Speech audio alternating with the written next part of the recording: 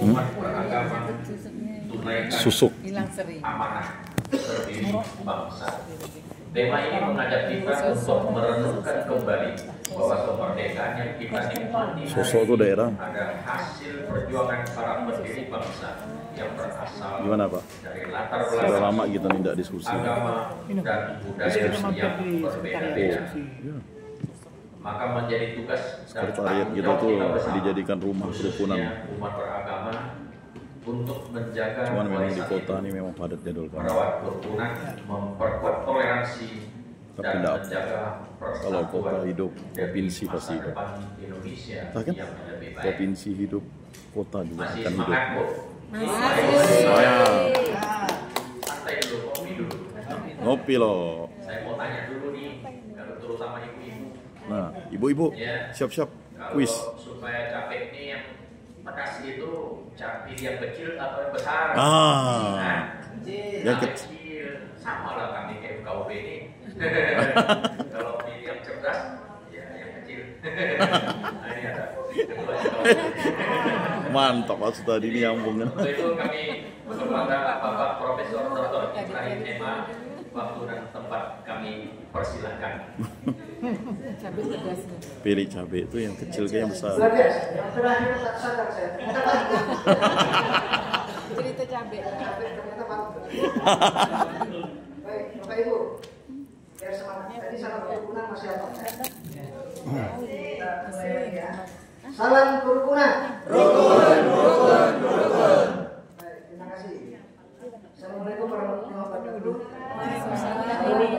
Sosiastu, namo buddhaya, salam kebajikan, salam sejahtera untuk kita semua. Banyak bersyukur kita pada Allah Subhanahu wa Ta'ala, Tuhan Yang Maha Esa, atas nikmat yang tak terhingga pada kita semuanya, nikmat sehat dan nikmat silaturahim pada hari ini kita bisa bertemu di ruangan ini.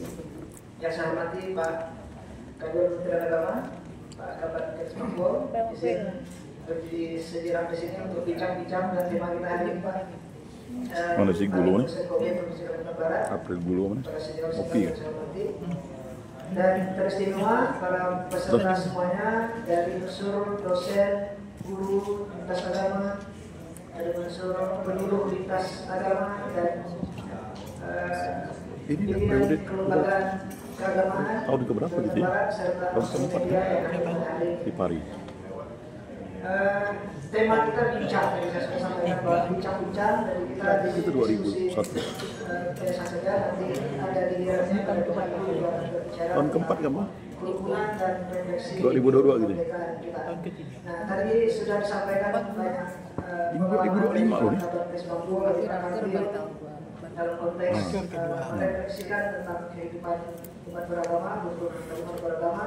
Saya juga memberikan satu Apanya? diskusi kita untuk tema yang saya akan sampaikan Terasa. bahwa Indonesia tanggung Terasa. jawab umat beragama tunaikan Skopit gitu amanah dibentuk. pendiri bangsa. Oke. Nah, di awal tadi saya sudah menyinggung Bapak Ibu dan pemateri tadi juga sudah sampaikan, jadi Pak Kabar misalnya ada beberapa persoalan yang muncul di belakangan ini menjelang HUT kemerdekaan kita, misalnya sebulan yang lalu persoalan yang bersinggungan dengan kerukunan atau beragama, melakukan rumah ibadah sampai demo transmigrasi dan seterusnya. Ini bagian-bagian yang mau tidak mau harus kita respon karena punya potensi untuk mengganggu aspek kerukunan di tengah masyarakat kita. Tapi saya coba tampilkan, menurut saya ini kelanjutan dari dua persoalan itu. Di Facebook misalnya kita ketemu dengan berseliweran isu-isu seperti ini, isu yang mengajak untuk Kalimantan Barat pisah dari Indonesia, mendirikan negara Borneo, kemudian menuntut hak otonomi Kalimantan. Nah, ini sederhana, mungkin kita melihatnya biasa aja ya, sederhana. Artinya gini, kalau melihat apa mungkin negara Borneo, apa mungkin Malaysia dan Brunei mau gabung dengan Kalimantan ini, gitu. Mereka yang sudah kaya, sudah sejahtera, mau gabung untuk jadi negara Borneo, apa mungkin? Rasanya tidak mungkin gitu ya, sulit. Kemudian ramai warga Kalimantan menolak Kalimantan dipisah dari Indonesia sama Malaysia tadi ya. Apa mungkin Malaysia mau yang sudah sejahtera? Apa mungkin Brunei mau yang sudah makmur mau gabung dengan negara Borneo? Sederhana ini rasanya tidak mungkin, tetapi Bapak Ibu sekalian, berita seperti ini, pikiran bijak seperti ini harus menjadi perhatian kita. Ini bisa menjadi benih-benih lagi penolakan terhadap NKRI. Ini bisa menjadi benih-benih terhadap berkurangnya komitmen kebangsaan masyarakat kita.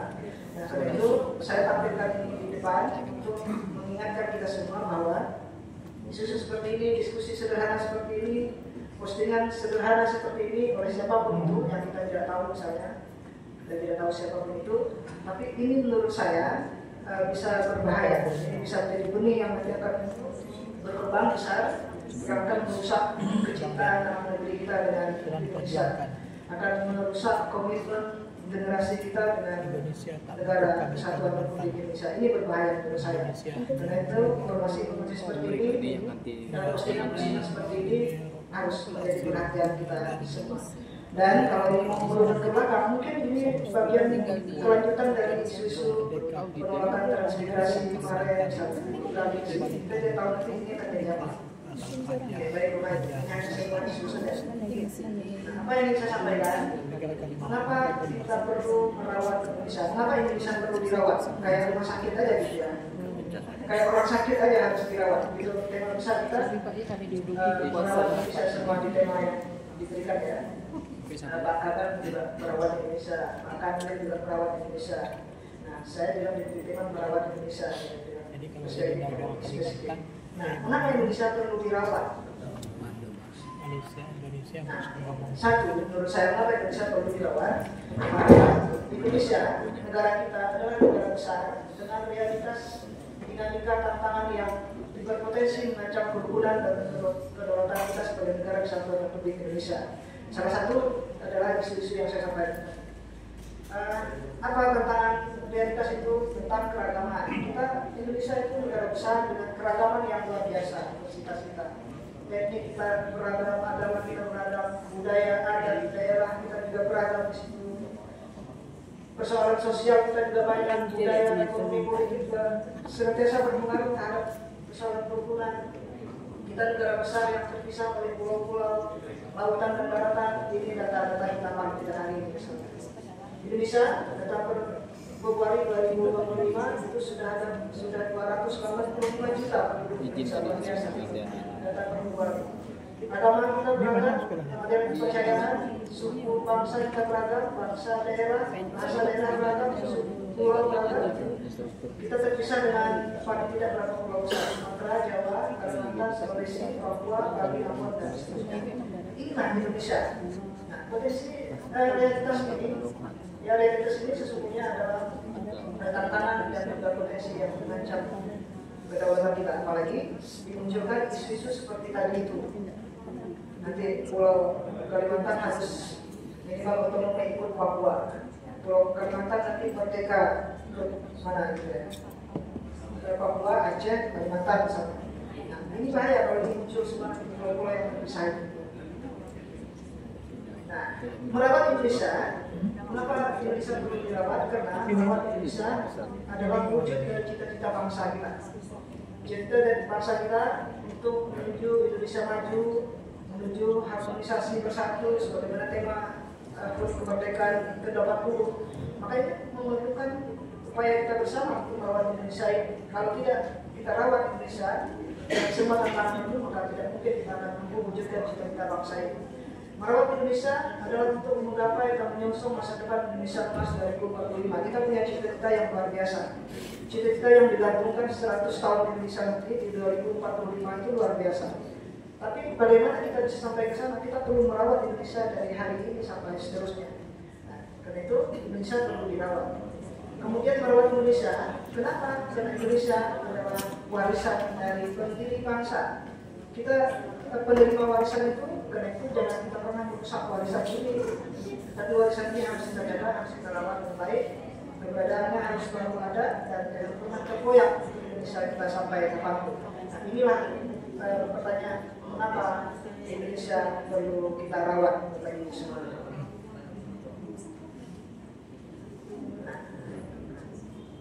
Mengapa Indonesia perlu dirawat? Ada apa dengan Indonesia? Hari ini Indonesia berusia 80 tahun, kemerdekaan ke 80.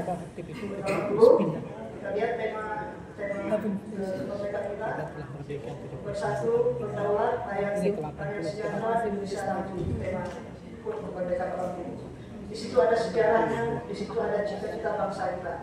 Nah, disinilah refleksi yang ingin saya bangun. Saya ingin berefleksi pada sejarah, untuk kita belajar pada sejarah dan kita membangun hari ini dengan pelajaran sejarah. Nah, itu refleksi yang ingin saya bangun dengan Bapak Ibu untuk bincang-bincang kita hari ini. Nah, dalam sejarah kemerdekaan misalnya, sebelum kita merdeka, Indonesia sudah menyiapkan badan kemerdekaan yang disebut dengan BPUPKI. BPUPKI, mohon maaf Bapak Ibu yang dosen, yang guru pasti ini hafal betul gitu ya. Bukan yang tidak hafal, karena saya juga tidak hafal kalau tidak baca dulu ya. Dalam masalah yang bicara. Jadi BPUPKI itu Badan Penyelidikan Usaha Persiapan Kemerdekaan Indonesia, BPUPKI. Nah, ini yang diketuai oleh Rajiman dengan 62 anggota di situ dari beragam latar belakang tokoh bangsa, dari beragam latar belakang etnik, agama di sana berkumpul dalam BPUPKI, termasuk unsur dari pemerintah Jepang saat itu akan melepaskan Indonesia. Kemudian setelah itu di dalam BPUPKI ada panitia kecil lagi yang disebut dengan PPKI, Panitia Persiapan Kemerdekaan Indonesia, yang diketuai oleh Pak Soekarno dari sejarah. Panitia aja ya. Nah, ini diantara saya komunitas agama lintas daerah yang ada dalam BPUPKI itu yang Muslim, Iya, dia telepon tadi. yang Kristen, Panitia masa itu oke. mungkin namanya Karena tadi, karena kalau nggak ada dia agak kacau. Masalahnya yang gantikan dia. Kalau misalnya tadi saya tidak ikut ini, tetap saya koordinator ngendelnya. Dia bilang juga, karaoke gitu di sana. apa yang dilakukan? Mereka melakukan sidang-sidang dalam rangka mempersiapkan kemerdekaan Indonesia. Sidang pertama Karena agak kacau mungkin tidak ada dia. melahirkan 5 asas negara. Itu spesialisasi. Tapi 5 asas negara itu ternyata dalam didiskusikan terus mengalami perubahan. Kemudian Dia tadi itu tidak ngasih sidang kedua apa petunjuk teknis dengan gantikan dia. Jadi kacau lah pasti. Kemudian Kalau ini ya, juga tapi tidak sepertinya enggak lah, dia jemput anaknya kali. diskusi lagi, melahirkan sidang yang ketiga di 1 Juni. Kalau dia ke sana, enggak balik-balik dia. Usulkanlah 5 sila dasar negara Republik Indonesia sampai di sidang ketiga 1 Juni. Nah, dari sini nanti Apa perempuan mudah kacamata? lahirnya Bu. Pancasila 1 Juni. Walaupun Perempuan mudah kacamata ini. hasil sidang ini sesungguhnya bukan Pancasila. Di sidang Pasti sering kena bohongi suami ini 100.000 nih. Pancasila lahirnya di sini. Kalau duit tak perlu pakai gitu. Baru setelah itu ketika ini tidak berhasil disepakati satu poin kesepakatan tentang dasar Lihat negara suami itu Indonesia, tergantung. maka dibentuklah panitia kecil dari 62 tadi. Panitia kecil yang Lagi yang penyuluh di Ipari, yang rata-rata pakai kacamata. terdiri dari 9 orang. Bu Heni, Bu Susan, Rapat Bu berdua ini Baiki. melahirkan Piagam Jakarta. Nah, lahir Piagam Jakarta, inilah yang menjadi Dulu tuh kalau embrio di dari SD, di SMP Pancasila. kami bilang orang kakek kacamata itu orang cerdas ya. Ketuhanan dan kewajiban menjalankan syariat Islam bagi pemeluk. Sila 1, sila 2, sila 3, sila 4, sila 5 sama di sini di Piagam Jakarta. Oke. Hasil dari panitia kecil ini kemudian disidangkan dalam pleno BPUPKI, pleno lengkap lagi di 10 Juli, dan disinilah baru mengesahkan Pancasila Langsung dikasih yang saya kita jeruk nih. kenal hari ini dengan revisi sila pertama di Piagam di Jakarta. Jadi pengesahan di sini di sidang pleno sila 2, sila 3, sila 4, sila 5 diterima sebagaimana yang kita kenal hari ini dengan Pancasila, kecuali sila 1 Wih, mantap deh. diubah Ketum dari Sekum ketuhanan Bendum. dan kewajiban menjalankan syariat Islam bagi pemeluknya Bisa ya? diubah menjadi ketuhanan yang Maha Bisa. Esa. Ketum Sekum Bendung. Refleksi kita apa Bapak Ibu? Agak jarang-jarang Refleksi ya. kita bahwa inilah kearifan dan kebijaksanaan para pendiri bangsa kita yang Haruslah. dari beragam latar belakang. Pandaian itu diimplementasikan. Diskusi dibangun dengan baik, ya. Semua Diskusi tidak dibangun demo dengan minum. baik, kemudian kesalahpahaman dibangun dengan baik sampai bisa melahirkan Indonesia yang Ini guru. merdeka hari ini dengan Pancasila sebagai kekuatan yang luar biasa kita hari ini bisa merekat semua Kalau perbedaan. namanya Bisa eko dibayangkan satu ini ya bisa kalau di masuk. sini tidak ada kompromi yang Tergantung baik niat, ya. bagi potensi kita. Apa yang akan terjadi? Akan ada dari Pancasila kita yang tidak bisa diterima oleh kelompok agama tertentu misalnya. Tapi dengan sila-sila yang tadi, Mana itu? revisi pada sila Pendeta satu Sijul. Tuhan yang Maha Udah Esa, pindah, Gres? semua sila-sila itu menjadi Mana dia? bagian dari nilai kita. Nehemia tak Semua nampak agama Nehemia. yang ada di Indonesia, dan itulah yang diterima oleh semua agama kita.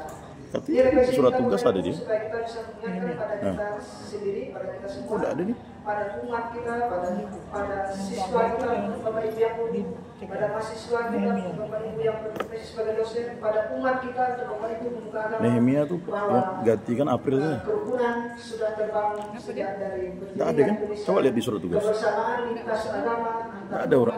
Nggak ada orangnya kan? Sejak berdirinya Indonesia, karena itu jangan pernah kita hari ini Siapa-siapa coba yang Kristen? menjadikan perbedaan itu Yang Katolik sebagai nggak datang sesuatu semua. yang merusak kerukunan di tengah kita berbangsa dan bernegara. Sekum harus tegas nih. Oke, itu sejarah. Kemudian apa Sekarang masih banyak yang bisa ikut gitu, Pak. Tentu saja Yang Kristen bisa ikut tuh banyak gitu. adalah cita-cita bersama kemerdekaan Indonesia yang sudah berlangsung 80 maklumlah. tahun sampai hari ini, dan ini harus kita jaga sampai kapanpun. Tiba-tiba kan, Indonesia harus tetap menjadi satu negara. Kenapa tidak suruh kami Indonesia yang tidak sempat boleh kan? terpecah belah Di kota aja ada 9 penyuluh Kristen. pikiran-pikiran yang Di Kanwil ada 2. bisa persatuan dan persatuan Siapa, Bu? bangsa Indonesia. Ini cita-cita kita harus datang lakukan. Kristen di Kanwil. Kemudian Indonesia bersatu berdaulat, rakyat sejahtera, Indonesia maju, Indonesia maju, harmoni bersatu. Ini cita-cita kita, cita-cita yang dituangkan dalam HUT kemerdekaan diganti. ke-80. Ini harus menjadi semangat bersama kita. Satunya siapa? Dan kita Itu kalau perjuangkan jalan 2 bulan kerukunan gitu. untuk Indonesia Nanti kita Raya. kedepannya di Kemudian Indonesia emas 2045. Ditanya. Ini juga terlambat cita-cita atau kita. bapak apa-apa. Cita-cita ini hanya bisa terwujud jika semua kita Saya menyadari bukan terlambat tentang melaksanakan pentingnya tugas. persatuan dan Kalau kesatuan terlambat kita tuh cita-cita benar-benar ini. terlambat karena Dan nggak ada. cita-cita ini juga akan terwujud Saya dengan Pak jika Dono. Saya semua bilang kita Ibu, bisa mungkin dia memastikan ada urusan yang bisa kehidupan Tugas di sana dan dengan Pak agama Dono. kita tersusun Berdua. berlangsung dengan hukum, Tadi kan ada aman, Pak Dono dan katanya nelpon tidak ibu ada kan, WA cita-cita ibu kan. yang akan bisa kita wujudkan jika kita tidak Ibu dukung, juga bilang kita pakai dukung baju ini ya dengan malam-malam. Saya jawab oke itu. itu Bapak Ibu sebagai bagian dari Saya revisi yang apa kata sekum saya ikut. pahami harus kita tanamkan kepada Jangan kita datang semua. kepada komunitas kita di kalau masing-masing Pak Joko sudah datang gitu. Bahaya. Enggak kemerdekaan. ceritanya kan. Kok tiba-tiba ini Itu, kan eh, udah 2 minggu kan. makna yang lain Tiba-tiba ada dari edaran cita-cita mengatakan kemerdekaan kita tentu saja adalah kita harus mampu jalan sehat tuh. bersama-sama membawa Kita mau Indonesia nolak merdeka gimana? dari kebodohan, Instruksi dari membawa pusat. Indonesia merdeka dari ketertinggalan dan kemiskinan. Maka saya bilang apakah ini dimundur atau dimajukan? Pokoknya jalan terus. Karena perbedaan. Jadi jangan lagi ada di antara Kadang kita kita- yang masih berpikir tentang konflik, masih berpikir tentang berselisih hanya karena kita berbeda. Iya, terkadang kan kita ini dilematis. Di satu sisi kita ini kan periuk gitu, ini kemenang. Kalau kita tidak hadir nanti gimana? Ya udahlah kita sinkron. Karena itu bagian terakhir saya ingin Pokoknya udah, mengajak intinya Bapak udah. Ibu semuanya di semua Inti tadi kan, kelembagaan, semua posisi, jalan sehat, semua, kerukunan, penandatanganan kerukunan, formasi nasi kita tumpeng masing-masing, selesai yang lah. guru, yang dosen, yang Ngatur-ngatur guru, lomba sedikit. yang pemuka agama, yang media. Mari kita pikul tanggung jawab ini sebagai tanggung jawab bersama, tanggung jawab umat beragama dalam merawat Indonesia sebagai sebuah refleksi. Gini Bu, lain kali itu kalau tidak pergi, cobalah Apa yang kita menggantikan Bu. lakukan? Ajarkan Kan masih dan ada yang tanamkan penyuluh Kristen yang mau pemahaman ikut. bahwa Indonesia negara Kasihan, kita Bang. adalah Jatah kita yang orang beragam bisa. agama. Jadi Indonesia Apa adalah Kristen yang kita. datang? Tiga-tiga. Kalau kita itu dalam bahasa sederhana kan bukan saya. Kalau kita itu kan bukan Anda, Iya, jadi- tapi kita itu saya dan datang dua. kira-kira gitu. Jadi Indonesia itu adalah Berarti kan kita. Muslim mau ikut. Karena itu Indonesia Nah, yang bukan Kristen satu agama, di- tapi di Indonesia kota adalah itu ada semua 9. agama. Indonesia bukan saya, tapi Indonesia adalah saya dan Bapak Ibu semua itu. Udah saya kirim ini. Jadi tanamkan, Enggak, Pak Bono ada kata. ajarkan dan tanamkan pemahaman bahwa Indonesia adalah Pak Bono ada kata. beragam agama dan beragam kepercayaan, termasuk di dalamnya Malah kalau beragam memang etnik, dia tidak budaya, adat, bahasa dan seterusnya. Itu yang pertama. Yang kedua, bangunlah kesadaran kolektif umat beragama untuk ikut serta Itu tadi. merawat Indonesia Kalau- pun sebagai kewajiban dan tanggung jawab Kalau tidak datang bersama. dari itu, Apapun agama yang kita, penyuluh Katoliknya dari Kuburaya yang tak pernah ikut tentu mau ikut tadi. bahasa, budaya, Saya bilang nggak ada, kesadaran kita pakai jatah-jatah. jadikan kita Instruksi satu langsung dari ketum dan sekum. kesadaran bahwa semua kita ikut merawat Indonesia tetap utuh hari ini dan Panitia sampai yang batasi jumlah itu. Ya. yang ketiga, sejarah kemerdekaan Makanya saya tadi bilang yang tuh, saya sudah refleksikan di depan. Kalau saya langsung saya tunjuk orangnya, langsung saya serahkan ke Bapak. Langsung mau dia. NKRI adalah warisan. Kalau NKRI ditanya adalah bisa, amanah pasti bangsa tidak bisa. Yang harus kita jaga, harus kita rawat bersama. Kalau dia tidak sampai bisa kan kapanpun. langsung gitu ganti. Untuk Indonesia rukun, Indonesia maju, Indonesia harmoni dan bersatu. Itu bagian dari kedisiplinan. Karena itu dalam konteks Tapi biasa mereka kerukunan Kristen umat tuh beragama, aktif ya. Kenapa? kita harus Di- bersama-sama kayak membangun kemarin, kerukunan dengan tulus Di dan Alimut cinta. Nah ini kirim juga 5, bagian. datang 10. Kalau Kementerian Agama punya kurikulum cinta ya. Banyak di sini. Bagian Padahal dari Kementerian Katolik- Agama selain teologi adalah kurikulum cinta bahwa dasarkan Oh iya, Kak? semua relasi kita Oh, udahlah. antar agama, antar umat Udahlah. manusia dengan kecintaan. Maka tadi saya bilang kayaknya Gulu tuh gantikan Pak Nehemia. Sering mengatakan bahwa saya adalah Anda. Apa yang saya berikan kepada Selsa mana? Anda, maka saya Selsa. berikan untuk saya. Itu bahasa Pak. Mereka ada ini. Ini bagian dari Ada kegiatan nasional tuh, pertemuan pendeta se-Indonesia di Kalbar nih. ketulusan dan cinta, Apa namanya? kemudian keterbukaan. Ya pokoknya sesama. pertemuan pendeta Jauhi Merkus iri, Kalbar tuh. Jauhi benci, jauhi kecurigaan dan prasangka negatif. Makanya Pak Siwal enggak ada kan? Sesama antar agama. Hmm. Nah, yang masih merusak kita hari ini adalah masih ada Siapa? di antara kita. di Dia udah tengah-tengah kita pendeta, yang cuman tidak enggak tulus ditunjuk lah. dalam, Maksudnya tuh membangun kerukunan, tidak dia tulus kan dalam bertoleransi, pertemuan tidak tulus pendeta nasional satu se-Indonesia. sama lain, misalnya. Masih banyak kecurigaan-kecurigaan yang muncul, masih banyak rasa iri benci dengan kelompok lain yang berbeda. Ini harus kita singkirkan, ini harus kita jauhkan, dan inilah bagian dari kemerdekaan kita dalam merawat Bu itu saya merdeka dari Mana iri dia? benci, merdeka Bu Saripah, dari Azijah. kecurigaan, Lama dah saya merdeka nggak dari segala prasangka-prasangka setelah yang negatif antar jadi petugas haji. sesama, terutama antar umat beragama. Saya kira ini poin Oh, penting si Bu dari MTQ. refleksi kita, refleksi kita dalam diskusi, dalam Biasa bincang kerukunan dan Pak diskusi Kartono lebih kita, tahu kita bangun kerukunan kemana dan posisi beliau. ketulusan dan cinta serta keterbukaan sesama dengan menjauhi iri benci, Karena udah 3C kan, 3B, 3C. 4B, 4C. Oke, demikian saya kira, terima kasih. Selebihnya nanti kita diskusi karena ini bincang kerukunan. Bapak Ibu semua punya hak juga untuk berbicara dan mengekspresikan kemerdekaan. Demikian, terima kasih. Assalamualaikum warahmatullahi wabarakatuh. Selamat siang dan salam sejahtera untuk semua. Salam kerukunan. Rukun, rukun, rukun. Terima kasih kepada Bapak Profesor Rukun dan lupa ini. Ibrahim Ema yang telah memberikan kita Bagaimana mau rukun dengan suami? Kata Bu pedas ini, tidak Bu, cabenya. ininya mana? Pedas tak? Pedas tak? Das. Ya, cerdas. Pedas kan? Ya, di apa di rumah pakai cabai Level berapa lo? kecil-kecil. Level mak bulu. Saya mau mencoba tarik kesimpulan penyampaian materi dari Suka Pak dengar Pak Profesor Sutadi ini kita. cerita. Ya. Kalau cinta Nggak tidak ikut. diterima, Nggak ikut gak waktu kan? sebaiknya Kemakin, pergi. makin. Walaupun kita Yang kota, beda-beda, kota pergi. tetap bisa rukun. Nah, itu. Ya, kan gitu. Kalau cinta kan diterima jadi rukun. Walaupun kita beda-beda, tetap bisa rukun. Ya. Saat ini karena kita masuk ke sesi dialog. Terima kasih kepada ketiga narasumber yang telah Dia ini sangat menyampaikan rukun, istri materi Katolik. begitu inspiratif dan Mas menguatkan tadi. tentang bincang kerukunan dan refleksi Istrinya kemerdekaan. Katolik. Dalam semangat Indonesia maju, harmoni bersatu. Mari kita memberikan aplaus sekali lagi kepada ketiga narasumber yang luar biasa. kita akan memasuki sesi dialog tanya jawab, sebuah ruang terbuka bagi kita semua untuk menggali lebih dalam, berdiskusi dan menyampaikan pandangan serta pertanyaan kepada para narasumber. Mari kita manfaatkan kesempatan ini untuk memperkaya pemahaman kita tentang bagaimana kerukunan dapat menjadi fondasi kokoh bagi kemajuan bangsa, serta bagaimana semangat kemerdekaan bisa terus kita refleksikan dalam kehidupan sehari-hari. Silakan bagi peserta yang ingin bertanya dapat langsung pertanyaannya disampaikan kepada narasumber yang mana, yang sebutkan nama, pertanyaan ditujukan kepada siapa, yang penting jangan tanya ke moderatornya. Tanyakan tentang apa, kenapa, dan bagaimana, tapi jangan tanya berapa. Kalau berapa nanti tunggu pulang ya, masing-masing ya. Jangan tanya berapa, tapi tanya apa, kenapa, dan bagaimana ya.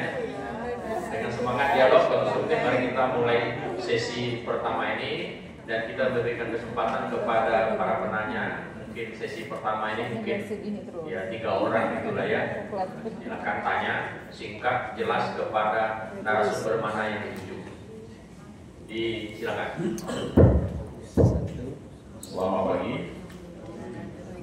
Saya Yakub Servis, Guru Agama Katolik Kota Pontianak. Terima kasih terutama kepada Pak Saidi, Pak Muhajidin, dan Pak Ibrahim.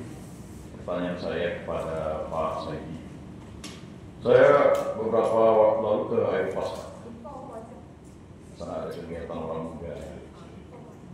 Dan indikasi itu memang sekarang ini peredaran narkoba, kemudian seks bebas, lalu sekarang juga kalau kita tahu, karena saya melakukan penyuluhan di lapas sana itu, pencurian sawit itu marak. Jadi pelakunya itu anak-anak di bawah umur yang usianya kurang lebih 12, 13, 14 ya. Jadi faktor kemiskinan ini, ekonomi ini sekarang menjadi penyebab mereka. Tapi sebenarnya intinya mereka nanti untuk pembelian narkoba atau kegiatan seks bebas. Kami mohon dari Pak Saidi selaku punya program yang efektif gitu ya, yang sinergis untuk semua kabupaten untuk bukan pencegahan sebenarnya sekarang ini. Kalau pemberantasan itu kan urusan kepolisian dan BNN ya.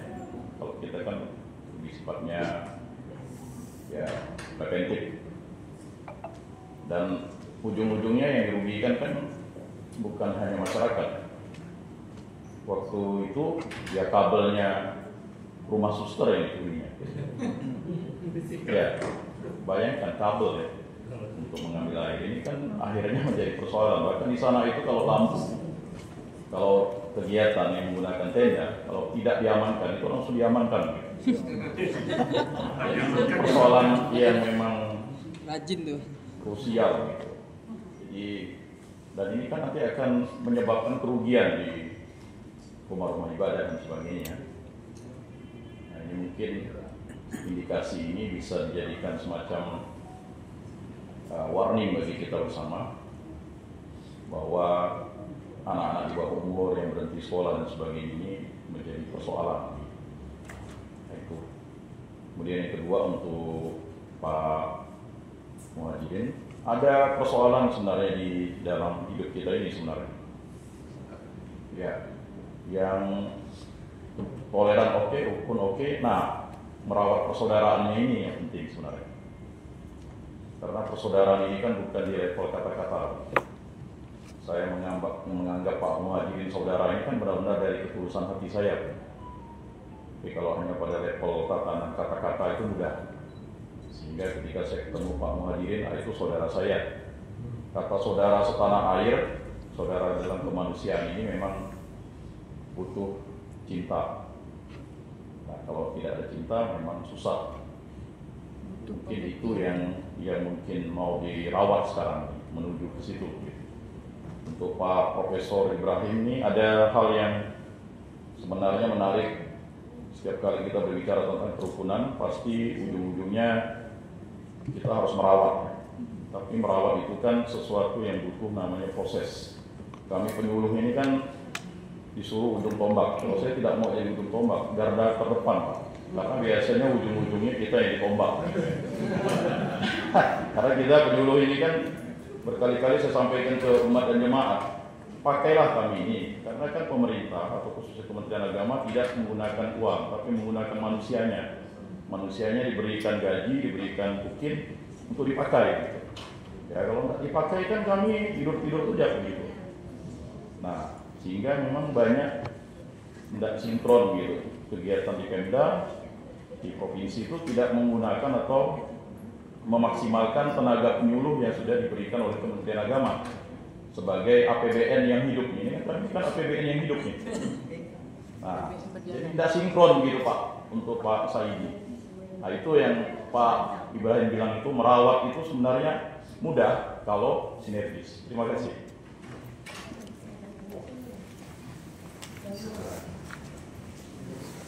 Kami kan nanti kan Abah jadi pembicara. Pertanyaan tadi, pertanyaannya tadi sudah. Yang pertama itu pertanyaannya. Ya, pertanyaan tentang. Minta pendapat saja ya. Ya, pendapat saja Pak. Udah itu masih ada pertanyaan berikutnya, silakan. Iya, terima kasih.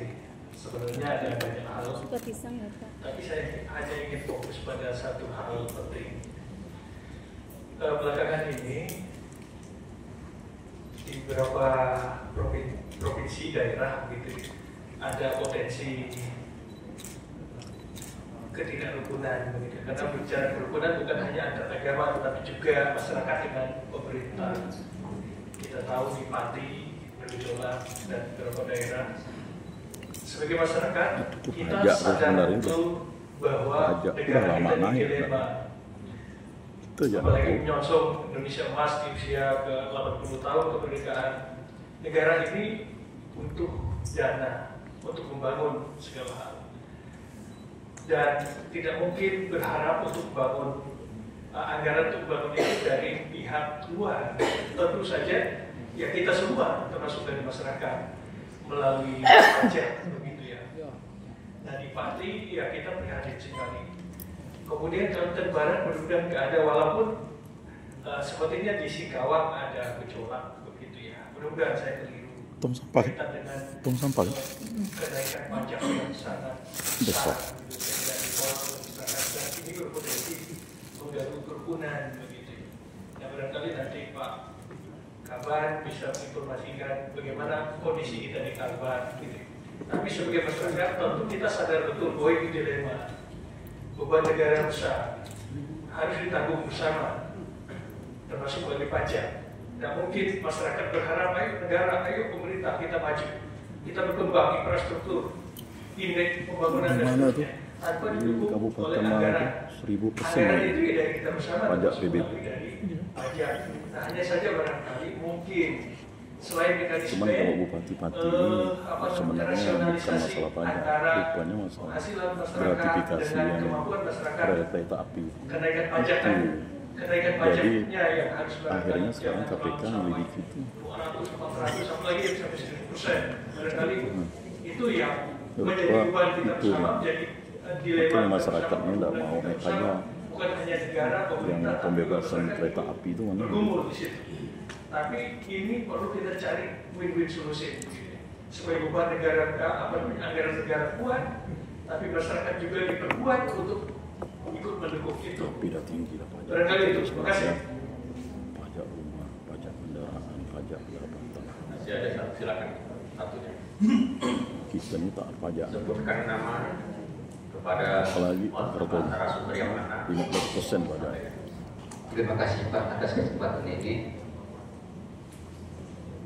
Hari ini kita bersyukur karena kita sudah melalui 80 tahun kemerdekaan negara yang kita cintai. Tadi Profesor sudah menjelaskan bahwa negara yang kaya ini dibangun dengan kebersamaan, dan Undang-Undang Dasar Pancasila dan negara kita sudah diuji 80 tahun dapat melalui dengan baik. Namun kenyataan yang terjadi saat ini, kemiskinan, kebodohan, orang-orang yang sakit, kesejahteraan masih menjadi masalah bagi bangsa kita. Dan saat ini juga kita melihat konflik terjadi di mana-mana. Bahkan 2 bulan belakangan ini terjadi masalah intoleransi. Tentu ini adalah PR kita bersama. Saya seorang guru melihat bahwa nanti seandainya ada kurikulum yang baru, yaitu kurikulum cinta, bisa memberi jawaban bagi anak-anak untuk melakukan toleransi. Sebenarnya toleransi di negara kita sudah dijalankan. Yang pertama itu ada koeksistensi, di mana kita sudah dapat memahami, menghormati antara sesama kita yang berbeda ini. Tapi ini masih dalam tahap sekitar 70% sampai 80% dapat dilakukan. Yang kedua adalah pro-eksistensi. Kita bukan saja memahami, menghormati, tetapi itu harus diwujudkan dalam kebersamaan kita sebagai manusia. Dan ini juga sudah dilakukan. Tadi Bapak Kanwil sudah memberi suatu bukti nyata, di mana di kampungnya kalau hari raya mereka dapat merayakan bersama-sama, membangun rumah ibadah, saling membantu, mendukung. Bahkan kalau ada gereja yang dibangun, umat Islam membantu, mendukung, demikian juga sebaliknya. Inilah yang kita harapkan, pro-eksistensi yang harus dikembangkan. Tapi yang terjadi saat ini banyak juga intoleransi yang tidak dapat dikembangkan seperti itu. Saya melihat masalah kita itu sebenarnya masalah besar, karena politik kita itu tidak menentu. Sekarang itu rakyat disuguhkan dengan kaum elit politik pendidikan yang tidak membangun. Yang kedua, ekonomi yang jurang sangat jauh antara miskin dan kaya. Orang korupsi bertriliun-triliun itu bahkan dibebaskan, bahkan diadili, tapi hukumnya itu sangat sedikit. Orang yang curi ayam 6 bulan langsung diketok palu, dihukum. Ini tentu pendidikan kita dalam hal hukum. Demikian juga dalam sosial, budaya, termasuk agama. Di sekolah, khususnya di SD, anak-anak sudah dibangun dengan kebiasaan anak sekolah yang sudah dijalankan. Demikian juga anak-anak SD itu di rumah juga diharapkan kebersamaan untuk mendidik anak-anak sudah baik. Tapi dalam praktiknya juga ada masalah.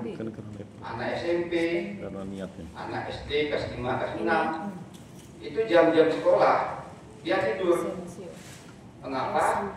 Dia tidur main HP sampai jam 4 pagi. Lalu di sekolah itu dia tidak dapat belajar dan tidur. Ini juga harus menjadi perhatian kita bersama. Demikian juga KP-KP yang ada sampai 24 jam. Anak remaja pemuda ada di sana semalaman. Dan ini juga masalah-masalah bagi kehidupan. Bahkan ada di tempat saya itu umur 12 tahun disekap. Dia diperdagangkan narkoba. Lalu pihak-pihak yang berwenang sampai saat ini belum ada jawabannya. Saya kira saya tidak bertanya kepada siapapun.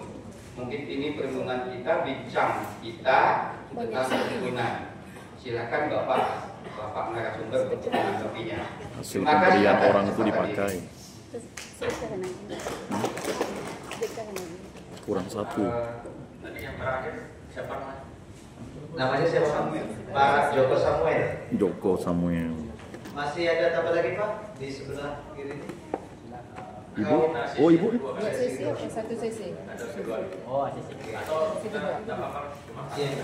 Jadi suara halus nih Ibu. Oh iya. Suara ibu-ibu. Mantap, suara halus. Kira suara Bu Heni. Baik, terima kasih. Assalamualaikum warahmatullahi wabarakatuh. Salam sehat untuk Bapak narasumber yang firman. Masya Allah banyak sekali informasi yang kami dapatkan. Saya Amalia Irfani, saya dari Pontianak.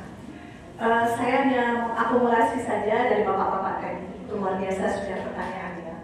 Yang ingin saya tanyakan adalah kita ini kan adalah generasi, kalau saya kan Gen Y. Nah, anak saya Gen Z. Saya Gen Z. Saya Alpha. Nah, sekarang keseharian saya adalah mengajar di kampus. Kadang-kadang saya merasa agak miris gitu ya dengan akhlak dan adat masyarakat mahasiswa yang semakin merosot kalau menurut saya. Nah, ini kan berarti bahwa ada sesuatu yang sudah tergerus dan harus dipertahankan, jangan sampai tergerus-terus gitu. Misalnya kalau saya membandingkan dengan zaman saya, dulu kan kita pakai baca buku ya Pak ya, membaca buku, kita menghafal. Sekarang susah sekali Pak baca buku dan menghafal. Nah, padahal menurut saya itu adalah bagian fondasi penting kita untuk menjaga kerukunan tadi Pak, menjaga nilai-nilai gitu ya, menjaga kecerdasan. Pak Agus sekarang serius, tidak boleh gurau. Yang ingin saya tanyakan kepada Sebagai sekretaris satu nih dia serius. Kemudian Pak Saidi dan juga Profesor Ibrahim, mohon diberikan sedikit penjelasan mungkin Pak ya dari pengalaman Bapak. Kira-kira untuk menjaga stabilitas, kemudian mental, ini tidak bisa dijual. dari generasi nanti yang akan Dulu menjadi kalau penerus jeruk kita, bisa dijual kalau lewat dari tahun 2045 katanya akan ada Indonesia emas gitu ya. Saya agak pesimis nih ya kalau melihat mental kita seperti ini gitu ya. Nah, mungkin Bapak bisa memberikan sedikit semacam gambaran kira-kira macam mana kita sebagai orang tua, sebagai pendidik, sebagai penyuluh untuk menjaga anak bangsa kita nanti ini jangan sampai mereka itu nilai kebersamaannya, karena kan kalau kerukunan ini kan harus ada toleransi, harus ada kesetaraan, ada kerjasama. Nah, mereka tidak mau kerjasama. Nah, dengan embel-embel salah tadi misalnya beda agama, beda suku gitu ya. Nah, itu menurut saya harus kita jadikan sebuah hal yang penting gitu untuk menjaga harmoni sebagai refleksi kemerdekaan Indonesia yang maju, harmonis dan bersatu. Terima kasih. Assalamualaikum warahmatullahi wabarakatuh. Terima kasih kepada para penanya. Untuk penanya pertama tadi, mohon pertanyaan kepada Pak Manto Saidi yang terkait dengan narkoba, seks bebas, anak-anak remaja, kemudian dan segala macam, termasuk juga listrik dan segala macam. Yang pertanyaannya kedua adalah ditujukan kepada Bapak Profesor Dr. Ibrahim tentang perawat kerukunan. Dipersilakan Pak untuk menanggapi pertanyaan yang pertama tadi. Ya.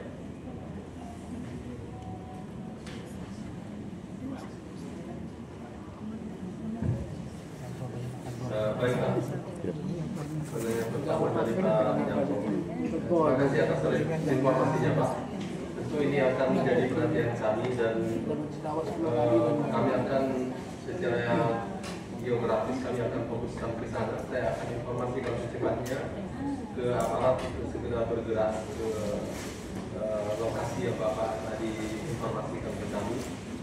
Terus terang lokasinya ini lumayan jauh ya Pak ya? Ya. Di Kabupaten Ketapang nih Pak ya? Ketapang. Jadi, iya, jadi saya baru bilang informasi. Kalau dengar penjelasan dari Bapak ini udah lampu merah nih Pak, red alert udah, gawat darurat.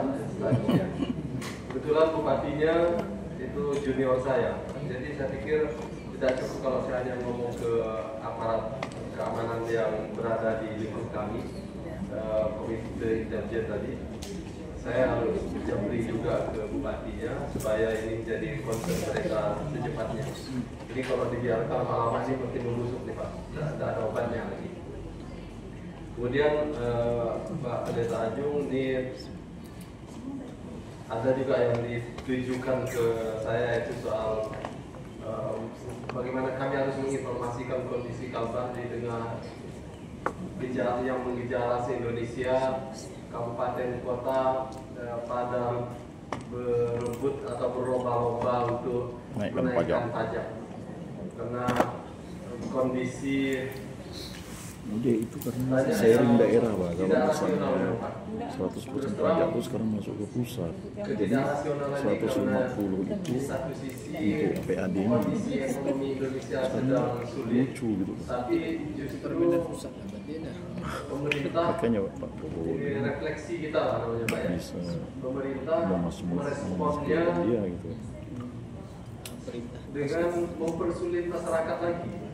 Jadi kita ini udah jatuh ke pipa tangga lagi, kena injak lagi nih Pak. Sebenarnya dana transfer daerah tuh Pak. Seringkali saya mendengar keluhan-keluhan dari orang-orang di sekitar saya. Mereka mengatakan bahwa negara ini Tiba-tiba dikasih ke saya semua. tidak ada lagi ide lain kecuali memalak rakyatnya. Saya ingin katakan di berbagai forum bahwa seharusnya Indonesia itu kalau seandainya kita bisa fokus pada pendapatan yang bersumber dari sumber daya alam Indonesia, bisa saja dalam hayalan saya bisa saja pajak itu tidak diperlukan lagi dari kita. Bapak lihat di Qatar, Timur Tengah, tetangga terdekat kita Brunei Darussalam yang kaya sumber daya alam Pak ya, tapi negaranya dikelola dengan baik. Maka 100% sumber pendapatan negara itu dari sumber daya alam. Dua negara yang saya sebutkan tadi, Qatar dengan Brunei Darussalam, memang luasan daerahnya kecil sekali, penduduknya juga tidak terlalu banyak. Tapi sumber daya alamnya itu cuma semacam ya Pak. Migas saja itu sumber daya alamnya. Kita ini kan lengkap, migas ada, emas ada, platina ada, uranium bahkan ada. Apapun sumber daya alam di kita ini semuanya ada. Yang unrenewable tadi yang saya sebutkan melimpah, yang renewable itu juga melimpah di Indonesia ini. Itu namanya Ada kesalahan kita dalam mengurus negeri ini yang menurut refleksi kita jujur saja sudah terjadi sejak beberapa tahun ke belakang. Karena bagaimana sumber daya alam itu sampai tidak mampu untuk memberikan kontribusi dominan ke pembangunan Indonesia, itu karena sudah sejak dulu kita melakukan kebijakan-kebijakan yang menurut saya memang keliru Pak. Sebagian besar sumber daya alam kita itu justru tersedot ke luar. Pidato Pak Presiden Prabowo kemarin itu sebetulnya sejalan dengan apa yang saya jadikan curhatan atau keluhan saya ini. Seharusnya komposisi APBN, APBD se-Indonesia ini seharusnya itu 80% lebih didapat dari sumber daya alam. Maksimum 20% saja harusnya sumber penghasilan negara ini yang didapat dari pajak untuk rakyat. Sekarang ini 2025 ini 85% APBN itu dapatnya justru dari rakyat.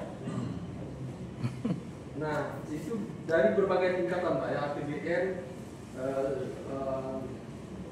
APBD provinsi, APBD kabupaten kota se-Indonesia. Kalau kita hitung jumlah yang kita kerup dari, kita rogoh dari pajak kita masuk ke APBD provinsi, kabupaten kota dan nasional, APBN itu sesungguhnya itu dari pajak rakyat Pak, bukan dari sumber daya alam. Padahal orang yang mendapatkan konsesi sumber daya alam kita ini tidak sampai 10 entitas pelaku usaha, tidak sampai 10% ya, tidak sampai 10% dari jumlah penduduk Indonesia. Sampai kontribusi penguasaan sumber daya ekonominya itu terhadap sumber daya alam 80%. Harusnya kan dia nyumbang 80% juga Pak. 10% orang kaya tadi. Nah ini kan masih coba kita. Tapi karena kondisi ini kita baru mau start di era Pak Prabowo, maka perlu ada time delay. Saya yakin kalau pergerakannya ke arah yang benar, sesuai dengan apa yang dikehendaki oleh Pak Presiden, akan membaik. Tetapi masa-masa sulit ini mulai di startnya di tahun ini. Banyak kabupaten kota se-Indonesia yang mengambil langkah shortcut ketika transfer dari pusat itu dananya semakin berkurang, bahkan tidak sampai 50% dari biasanya. Maka mereka mencari jalan bagaimana untuk menutupi kekurangan sumber-sumber ini. Nah, rumus untuk mendapatkan penghasilan dari APBD, khususnya pendapatan asli daerah, tidak ada cara lain. Kalaupun ada, banyak yang tidak visible untuk ditarik. Misalnya, kewenangan kabupaten kota itu salah satunya pajak radio, pajak anjing. Siapa lagi Pak yang punya radio di sini? Pajak radio itu kewenangan pemerintah kabupaten kota. Ya ampun. Pajak anjing.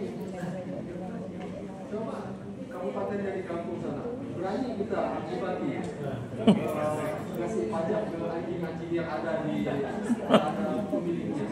Tidak berani Pak, karena tidak visible untuk ditarik. Maka setelah dibolak-balik sumber-sumber pendapatan asli daerah kabupaten kota, nah yang nampak di mata mereka di PBB.